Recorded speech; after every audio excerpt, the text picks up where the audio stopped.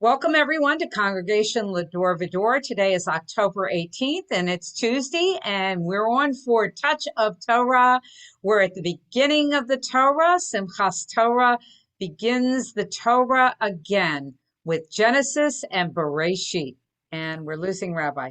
Okay. All right. So take it away, Rabbi Barry Silver, and fill us in on Bereishit in the beginning. Thank you so much, Sharon, and thanks everybody for joining us.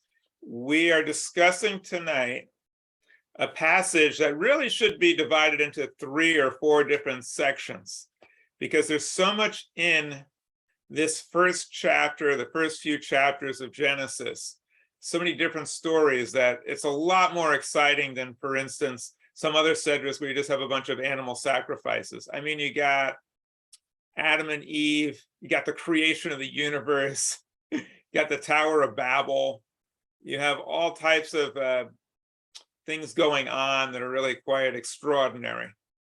And so I will attempt to give just a brief synopsis, and then you can point me in any direction you'd like to go, and I'll be speaking further about this Shabbat. When we have our Shabbat celebration, I will be sharing some thoughts on the passage as well. Before I begin my analysis, it's important to understand where I'm coming from, my background, my orientation, and the orientation that you might hear somewhere else. So if you heard various rabbis discussing the book of Genesis, Bereishit, you would hear wildly different accounts or interpretations of it. Mine is coming from a place that is very rare. My approach unites Judaism and science based on the prediction of Albert Einstein that the religion of the future will be a cosmic religion. I refer to it as cosmic Judaism, which means that two things mainly. One is that it follows the scientific method, not just the scientific results. A lot of people think that science is just a series of findings. Science is a methodology for ascertaining the truth, which is based on asking questions, coming up with hypotheses, and going where the evidence leads. So I'm going to follow where the evidence leads. Most people who are religious do the opposite. They start with a conclusion, and then they get rid of all the evidence and all the arguments that don't fit the conclusion. So they conclude God created the earth in 7 days, and everything that doesn't conform to that, they get rid of or they manipulate. I don't do that, and many people find it a bit disconcerting because I'm not going to tell you that God wrote the Torah or that this creation account is accurate. I will just call it as science would see it. By the way, if the story is not literally true, that doesn't mean it's worthless. I mean, we have incredible works of fiction that we rely upon to learn many things and many lessons. Aesop's fables come to mind, Alice in Wonderland, The Wizard of Oz. There's a lot of stories that teach very, very important lessons. And so to say that, well, it's not literally true means that it's of no value is clearly not the case. So let's take a look at the book of Genesis and let's see what's in there and what's real and what lessons we can learn from it. There's actually 2 creation stories in the book of Genesis. Each one is somewhat familiar to people. In the first story, God creates all the animals, the heavens, the seas, and then at the very end, he creates man and woman together. And they don't have names. He just fashions man and woman in his image. And for all the different creations, he says it is good, but he doesn't say that for human beings. Because according to tradition, it's up to us to decide if we're going to be good. Animals don't really have the capacity to be moral or immoral. They operate by instinct and they can't really reflect on what they're doing.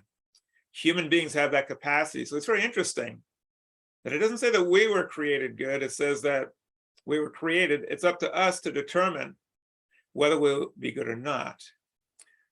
In the second story, which you probably know, God creates Adam first, then parades all the animals in front of him. Then he gives names to them. And by some miracle, he remembers all the names that he gave to them. So the next time he sees them, he knows what it's called. And then he says, hey, God, you did a good job, but you made an oversight. All these animals, they don't really do the trick for me. I need a better companion. So then he puts them to sleep and takes out a rib and creates woman. That's a classic story that many people know. And then he puts them in the Garden of Eden. Each of those stories obviously is fanciful. The world wasn't created in 6 days, and woman wasn't created as an afterthought. It's interesting to see the mental gymnastics that people go through in order to try to rationalize the irrational or to justify the unjustifiable.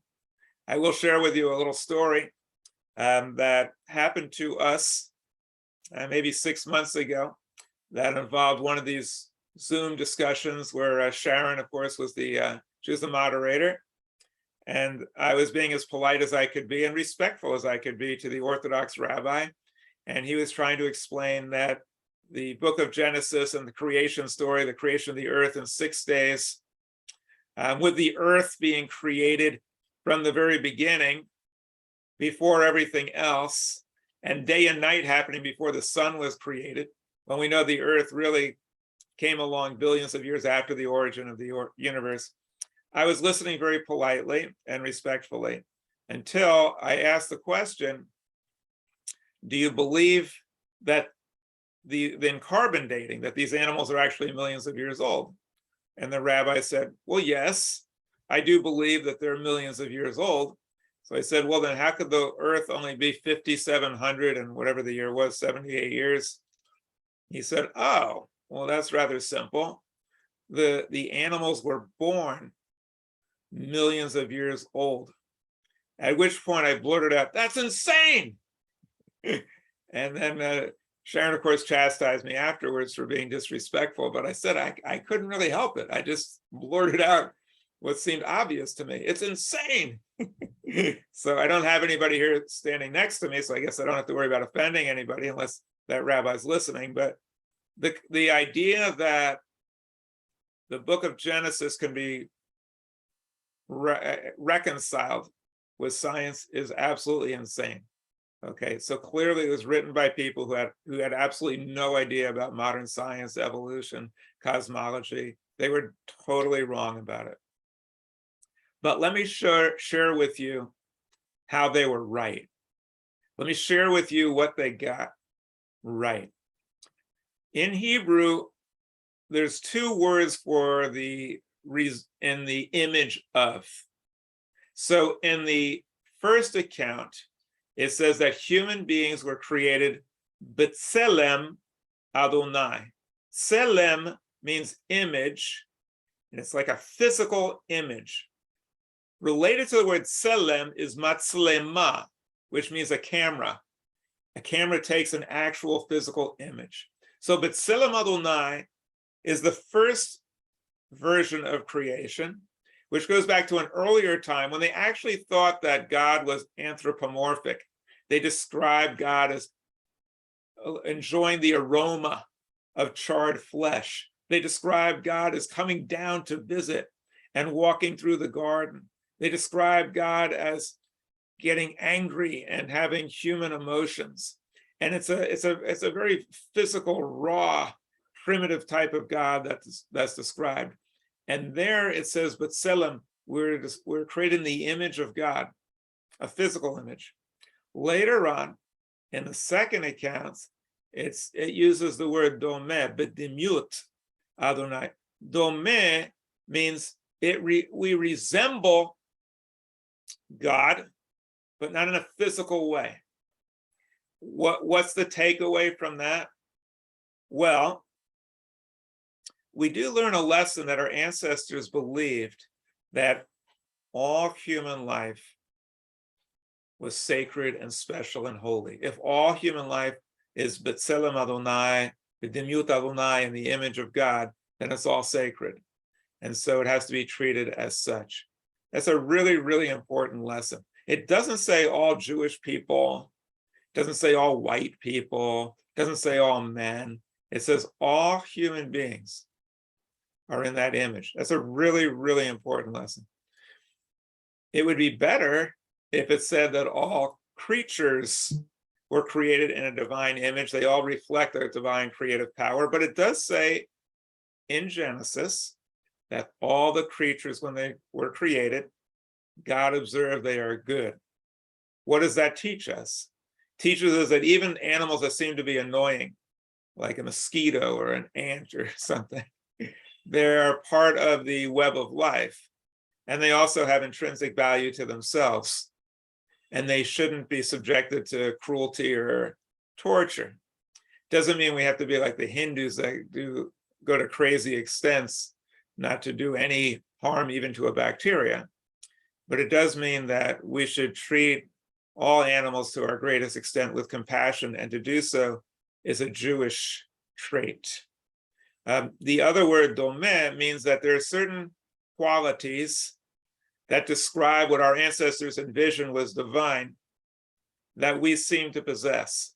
Self-reflection, the ability to act in a moral way, the ability to exert love and kindness, the ability to show concern and care for other people.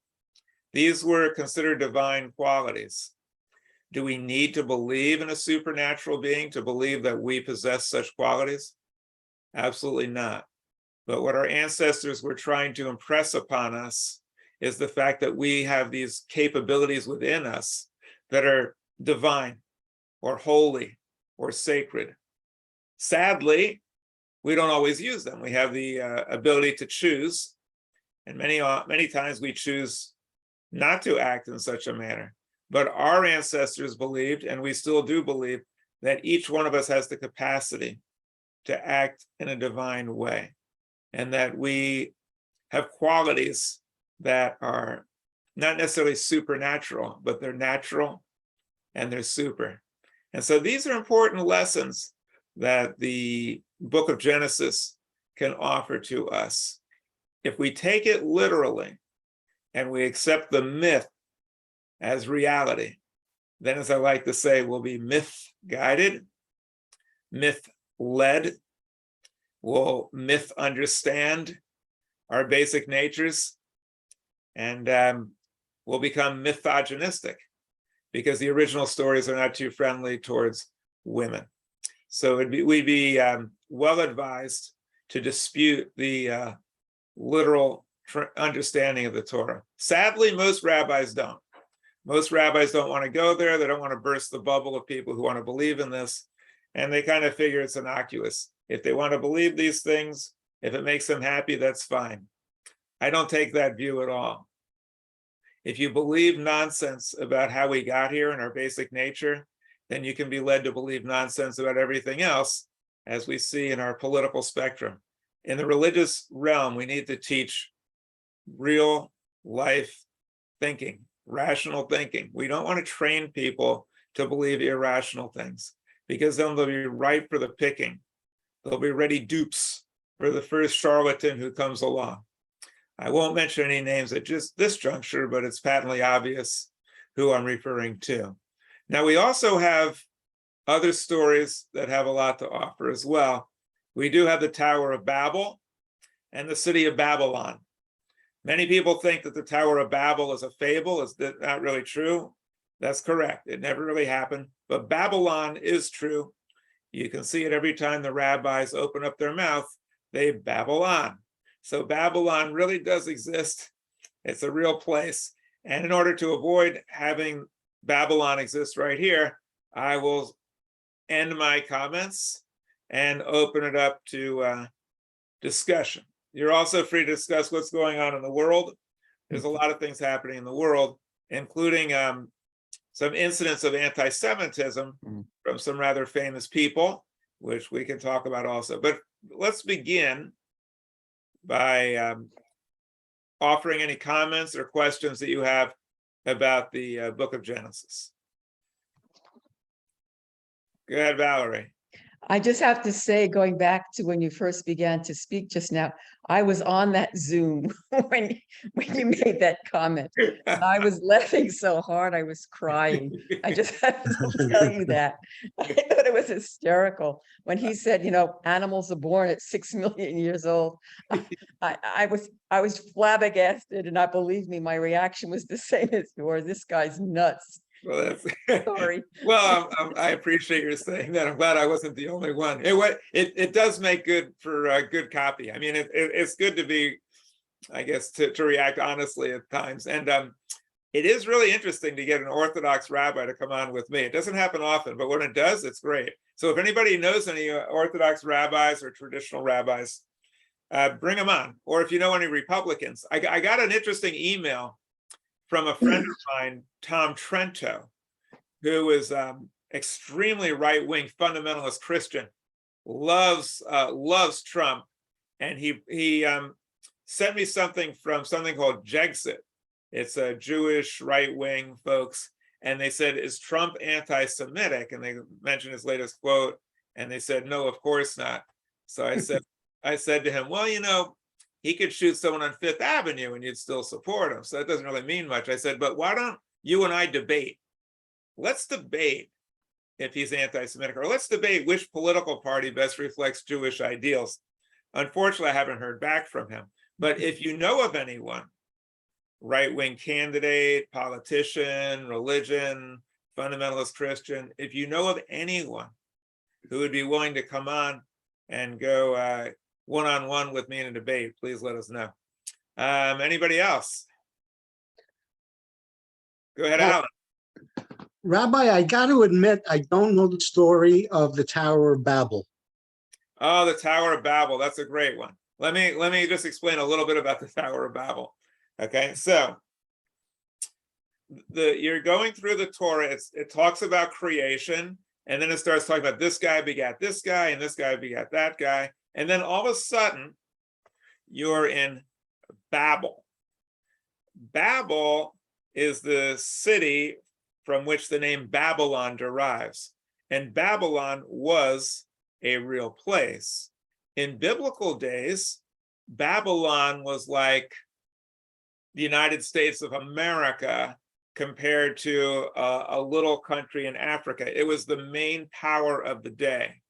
And it was the most scientifically advanced power of the day. Whereas Jews were nomads wandering around with their sheep, Babel was an established city, the most technologically advanced, and they had these big towers. And Jews didn't have towers, they had tents. So Babylon was meant to teach a story. What's the story?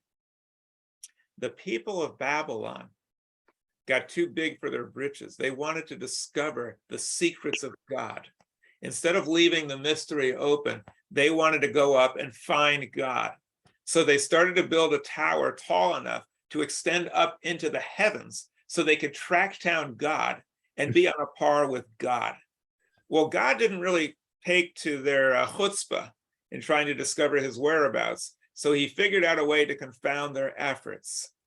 And that is, he would make them all speak different languages so that they wouldn't be able to communicate with each other, and then the tower would never get built.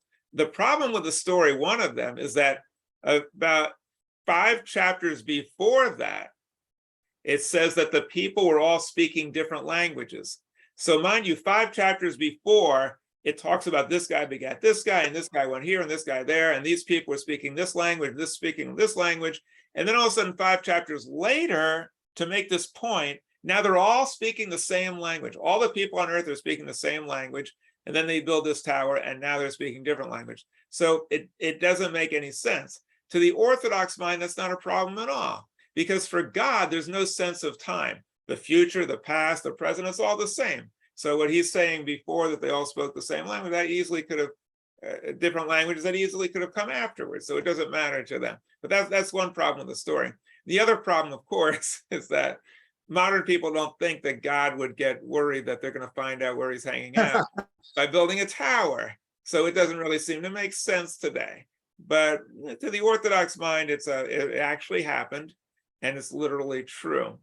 There is a lesson to the story in that technology is a good thing to have, but it shouldn't become like our God. We shouldn't be so focused on the technology that we lose sight of other things. And they were totally preoccupied with their technology. Babylon eventually destroyed the Jewish nation. It destroyed the temple in 586 BCE, and they committed massive carnage upon the Jewish people. It was a literal Holocaust of that time, and the Jews were wondering why would God allow this to happen? And they said, well, we weren't loyal enough and faithful enough, and that's why it happened. The interesting postscript to that story is that the Jews got the last laugh after all, because the Jews wrote the history. So now the Jews are writing about Babylon and the Tower of Babel, not at the time of the Tower of Babel. They were writing it when Babylon was the dominant empire. And they wanted to show that Babylon really wasn't as superior as they thought, so God confounded them with different language. But they also got the last word in this way. The word in Hebrew for nonsense is Bavel, which is Hebrew for Babel. We get the English word to this day, Babel, which means nonsense. Because if you're Hebrew, if you're Jewish and you hear Hebrew, that language makes sense. If you went to a foreign country as a captive and you were hearing Babylonian, it would just be a bunch of babble. So to this day, the language associated with the people that destroyed Israel, destroyed the Jewish people, their language now means babble or nonsense. And the word baby also is derived from Babylon or Babylon, because a baby speaks nonsense. So the Jews did get the last word after all, because they got to write the history in the Bible. That's a very, very long answer to your very short question, but it does describe a little bit about the Tower of Babel, which usually gets short shrift, if you'll pardon the expression. And the Tower of Babel, of course, is not true. It is a tall story. Okay. Anybody else want to share a thought or a question? Well, I have a thought.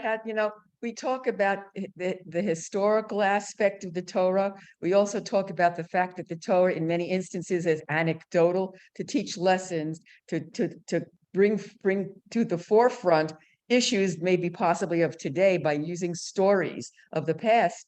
And if you really think about where we are today, especially in the United States of America, not only do we have physically different languages, but we literally are not communicating with each other, which is part of what the issues are.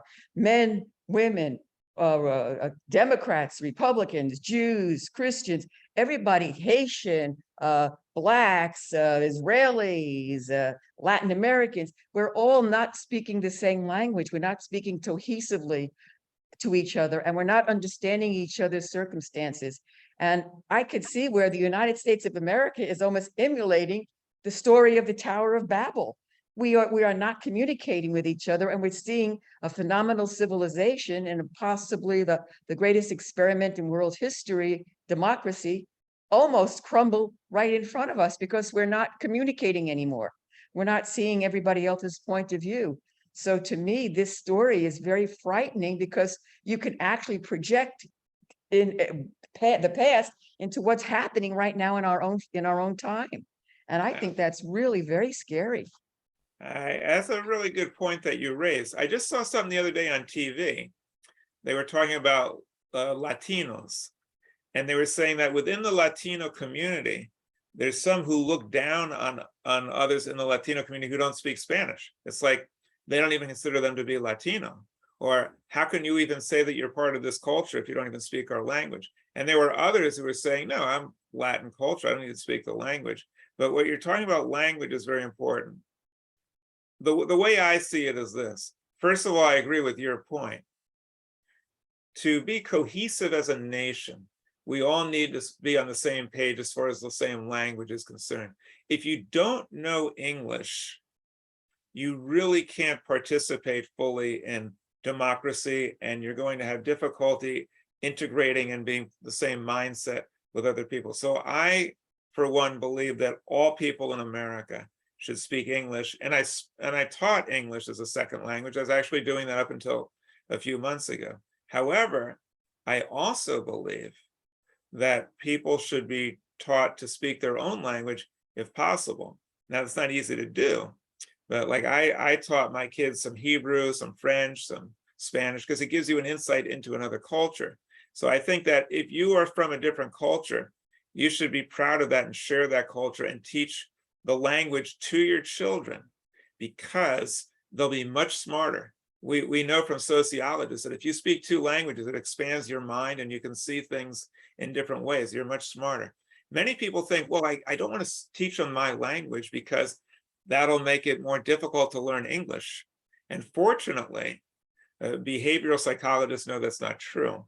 The baby's mind is like a sponge and can easily absorb two languages at once. So teaching that language in no way inhibits English. It actually enhances it, because when you know the other language, it gives you a better insight into your own language. Trying to teach someone a language at 4 or 5 or 6 or 8 or 10 or 12, that's different.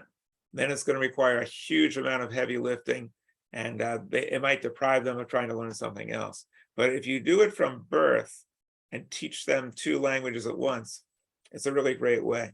But I agree with you, Valerie, very much. We're not communicating well, and we're not trying to understand each other well. Speaking different languages within one country can be a great obstacle. It could be a serious problem, or it could be a great advantage. If we know other languages, we can do international trade, international commerce, we can be more cosmopolitan. It can be a great thing as long as we also speak the same language and have loyalty to our country. If it causes us to divide up our loyalties and not be cohesive, then it's a problem. Anybody else? Rabbi, I was just going to say, I have some friends who are Cuban, and they didn't teach their children to speak Spanish for a very different reason.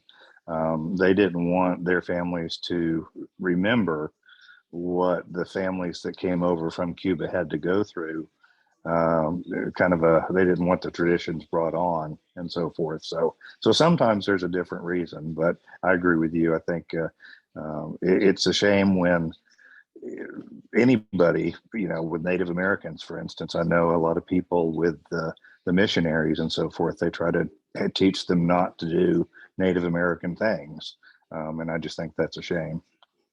Yeah, I agree with you completely, especially about Native American culture. It's an incredible culture that has so much to offer. And if we had allowed their culture to flourish and we tried to learn from them, imagine how our world would be so much better today if we learned to live in harmony with nature. As far as Spanish is concerned, I agree with you that many people who came from different countries just wanted to forget.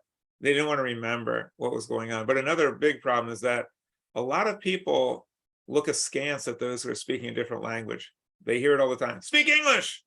You're in America, speak English. And they didn't want their kids to have to go through that or to be ostracized. They wanted their kids to be accepted as Americans and full-fledged Americans. So they didn't want their children to speak Spanish. And I think that's a real shame.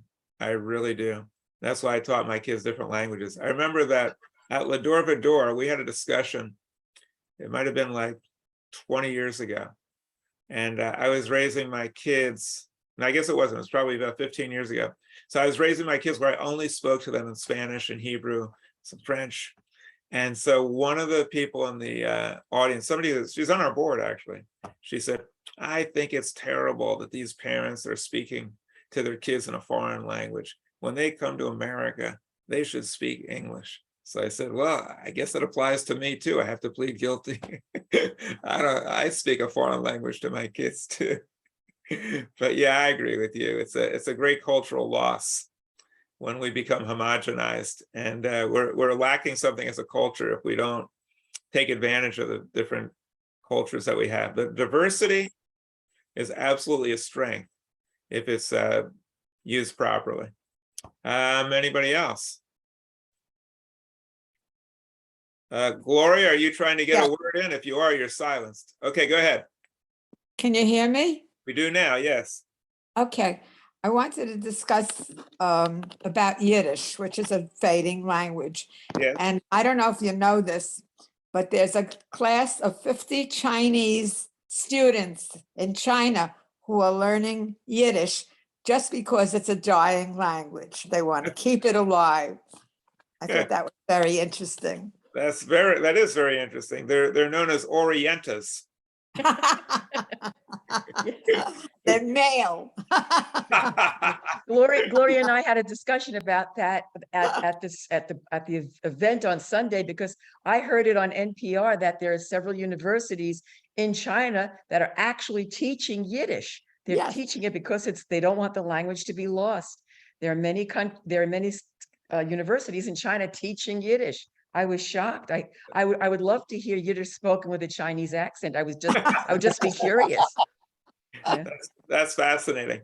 Yeah, in Poland also they're actually reviving Yiddish because some of them feel guilty about what they did to wipe out Jewish culture. So there is a revival of Jewish culture over there too in Poland.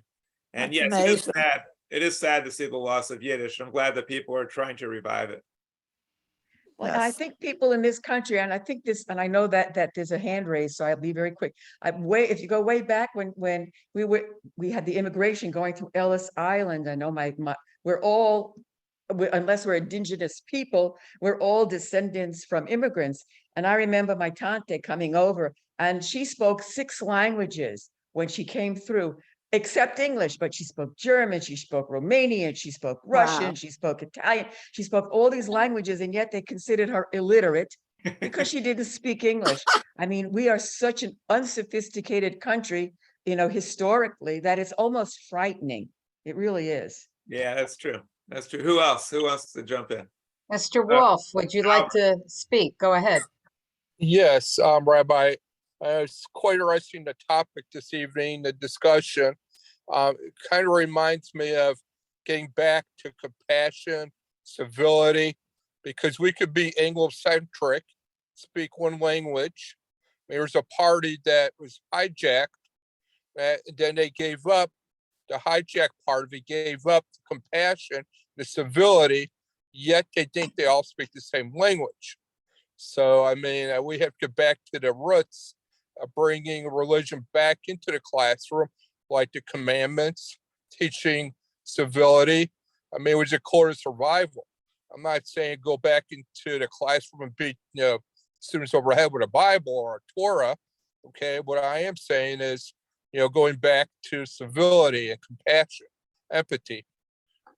Well, I happen to agree with you 100%. And the party that you're talking about has traded in civility for servility. They've now become servile to very nefarious forces, and civility has just gone out the window. I am not in favor of having the Bible in the classroom, but I do agree with you completely that we should be teaching kids more than just the ABCs and history. We should be teaching civility, what it means to be American, what it means to be a good person, and respect for other people.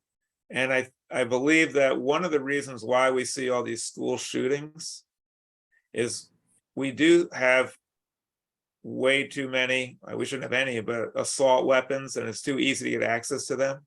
But we also don't have civility, where we have children mocking others and ostracizing them. And with the power of the internet, it becomes far worse than before. We need to have zero tolerance for that, not just in word only, but in reality. And we need to teach children compassion, especially for people who are different. And then we would see a great reduction. We wouldn't find kids who are just so mad and so angry that they just want to go out and kill their peers. Anybody else? I wanted to say that it's very upsetting that anti-Semitism has become so prevalent in the United States. At this point, it's just shocking to me instead of being an improvement in our lives, it's become worse. It was brought up on one of the programs last night, maybe racial matters. I don't remember, but it's terrible. Anti-Semitism is so much in the fore yet. Yes, it was on Rachel Maddow. She has a series called Ultra. Yes, right. 8-part series. 3 of them are out there now. It's a podcast, isn't it? It's a podcast. Yeah, and the other 5 are coming out each week. But she also, on MSNBC, she also talks about some of these issues of anti-Semitism. And you know how to say truth in Yiddish, right? It's Yiddish? yeah, emes. Emes, yes. Right. So if you want to find the truth, you go to MSNBC. And you can find some truth. So I do recommend that people watch the series. And in fact, I think it might be a good idea for Va-Dor to recommend to everybody to watch the series. And then when it concludes, we could have a discussion about it. But part of what we see now, we see that anti-Semitism is a very good way of whipping up a crowd into a frenzy. And so we see it on the far right, and we see it on the far left. When you see it on the far left, very often people who are on the left don't want to say anything about it. But I am happy to say that in the Democratic Party, you have the squad. And the squad is on the progressive end, and they are very anti-Israeli. And I would say that they're also anti-Semitic, because their accusations against Israel are so lopsided and one-sided and so out of touch with reality that it's based on anti-Semitism. I'm not saying that they consciously woke up and said, I'm going to go after Jews, but the double standard against Israel is anti-Semitic. I am happy to see that progressive people in the Democratic Party have condemned them. I don't think sufficiently enough, and I don't think enough of them have done it. And I think they should be reprimanded, because if you believe in civil rights, then you should absolutely celebrate Israel, the civil rights champion of the Middle East, but at least they have spoken out. On the right and in the Republican Party, you see a lot of crazy anti-Semitism going on now. And unlike the Democratic Party, you see virtually no criticism of it in the Republican Party. Especially now you see Trump, who's chastising Jews and saying that we better get our act together or we're going to be in trouble when it comes to Israel, and saying that we're not loyal if we don't support him, and saying a bunch of other things about Jews when he's addressing Jews, saying, well, I know you like me because you like money, and just repeating a lot of stereotypes. It would be nice if there were some people on the right who would criticize that. But even if there are not, we absolutely must, because we know from history that we should not allow anti-Semitism to go unchallenged, whether it comes from our party, somebody else's party, our country, wherever we find it, we have to challenge it. And the source of it all, which nobody really wants to mention, is Christian scripture. That's the original blood libel against Jews, the original conspiracy theory, which says that the Jews conspired with the devil and with Rome in order to commit the most heinous crime of all, deicide against Jesus. That's the original conspiracy theory. And we need to encourage our Christian brothers and sisters to repudiate that story, which would have to involve the repudiation of the nonsense that God wrote their Bible or ours. Did you want to follow up with that, Gloria? Is there anything else you want to say on that topic? I'm trying to think of something. I had something, but I forgot. But I think it's something perhaps we can pursue, though, as a group. It was really good this past Friday. If I go to Bill Maher had BB on. Yes, he's running. He's one of the longest serving prime ministers in Israel history, and he's running again.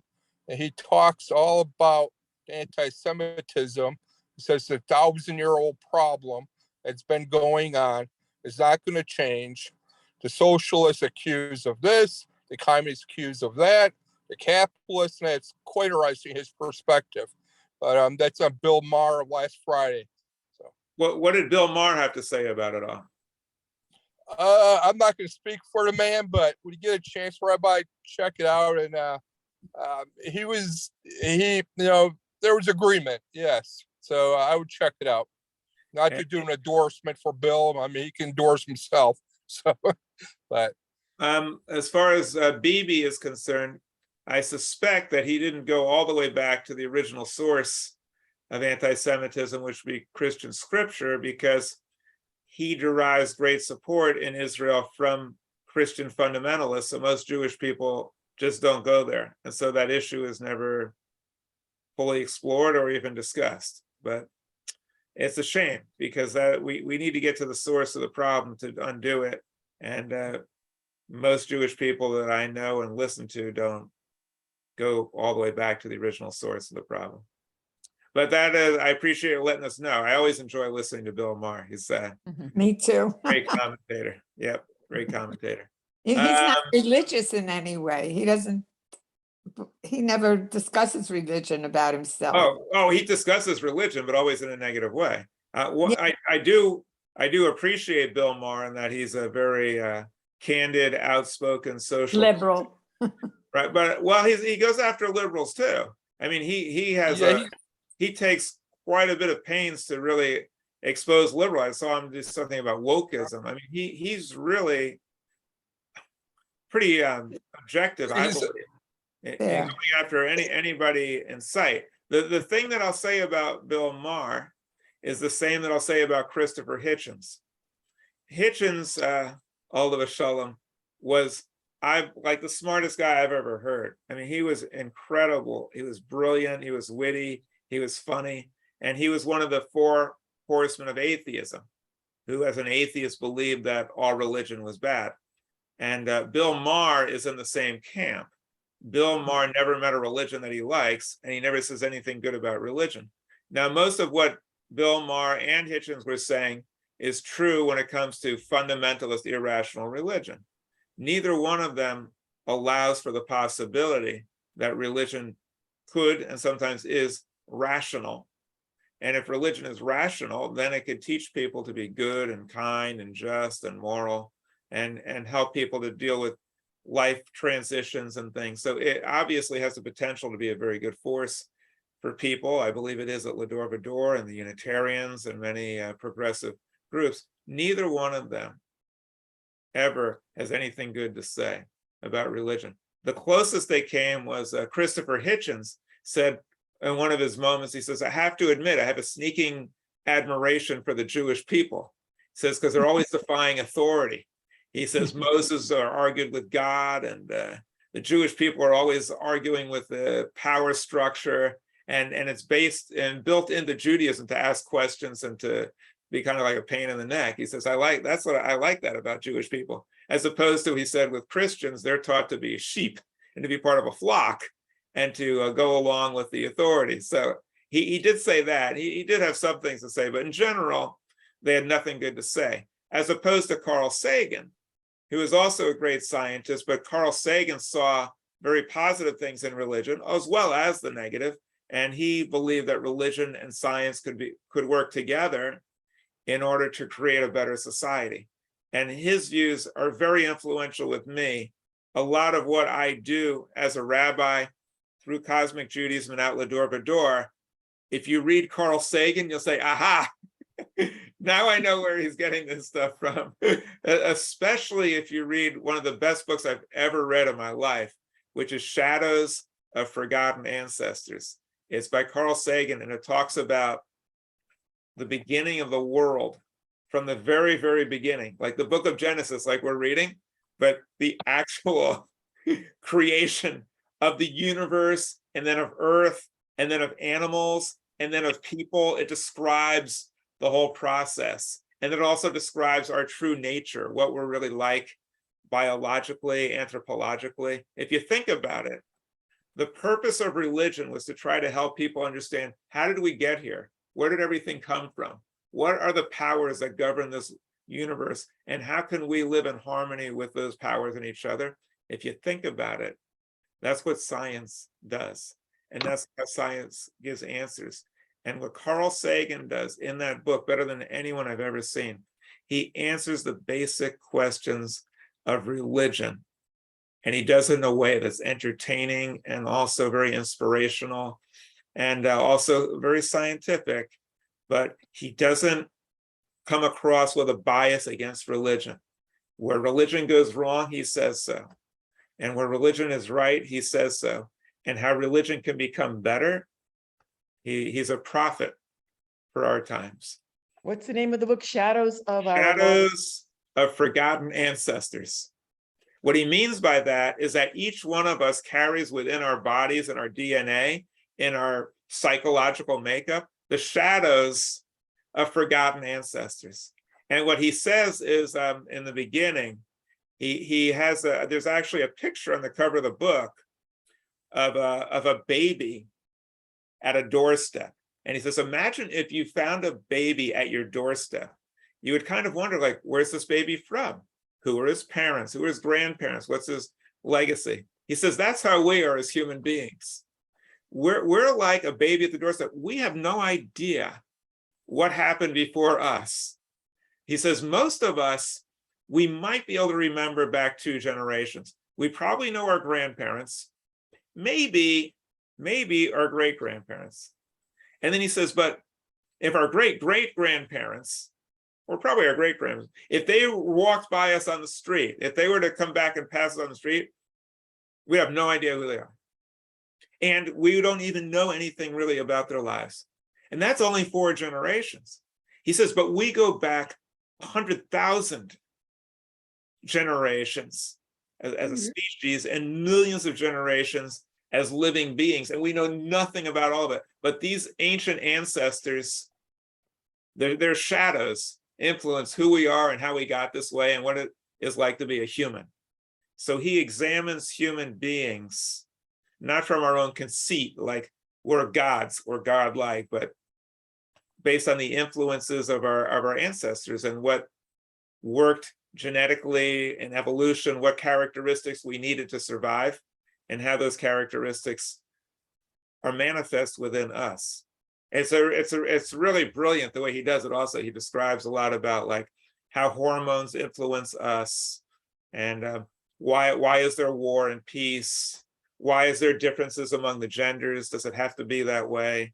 And he talks about the introduction of sex when sex was introduced into the animal world. He talks about the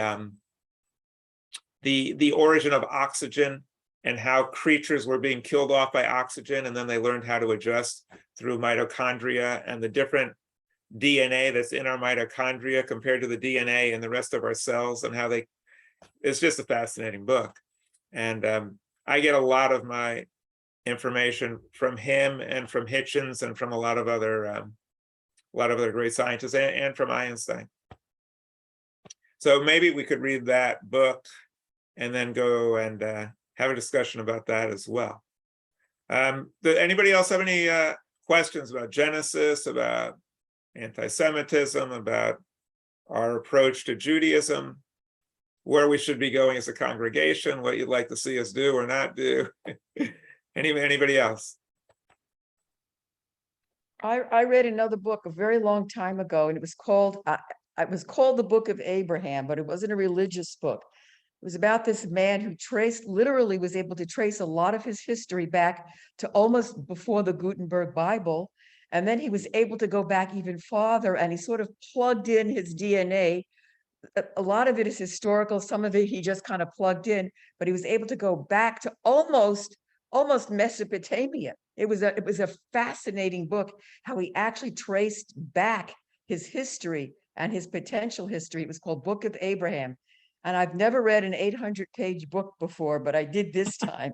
It took me a long time to get through it, but it was a fascinating book.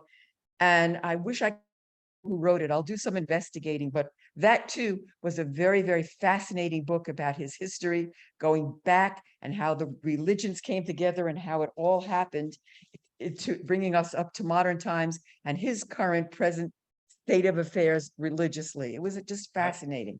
Well, very interesting. Well, Mhm. thank you very much. And I think we've had a great discussion. I just want to share with you also that our services, our Shabbat celebrations are being modified all the time. We are not fixed on any particular model, and we're always willing to change and adapt.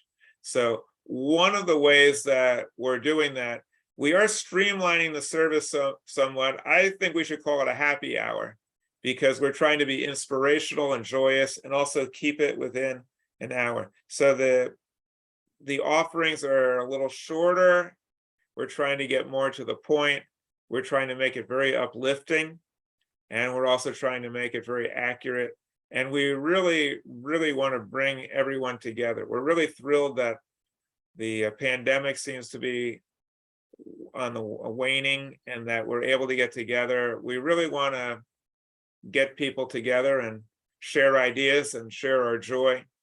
And if you have any ideas or any input of what you'd like to see us do, please let us know. We're reworking the translations of the Hebrew.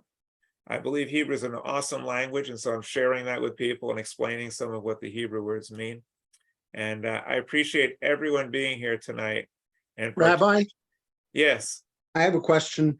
sure. Is it possible to translate some of the Hebrew prayers that we say? I know some are translated, but many are not. And we say a lot of prayers. And I know a few by heart, and I don't even know what they mean. Well, that's a great suggestion. As it turns out, very often I do take some of the words in the prayers and translate some of the words. And I also explain the meaning of the prayers usually. But what you're suggesting in even going word for word so you could actually understand what the prayer means literally, I think it's a great idea, which I will start to incorporate. Thank you for the suggestion. Thank you. All right. Anybody else? Sharon, you want to sign us out? Sharon, you're on mute. Yep. Thank you, everybody, for joining us today, and have a wonderful week. We hope to see you at Shabbat on Friday at 7 at the Carlisle, 450 East Ocean Avenue, also on Zoom, also live stream to YouTube. So you should have no excuse to be able to see and join us for Shabbat. And love seeing all the new faces today. Thank you, Albert and Jeff and Dr. Brooks, Homer. And Peter, thank you all. nice to see all of you. By the way, I will be sending Sharon updates about the litigation that's going on over the abortion law and also other events that are happening. So please check ladorvador.org so you can keep in touch and see what's happening. Thanks everybody for joining us. Great to see y'all.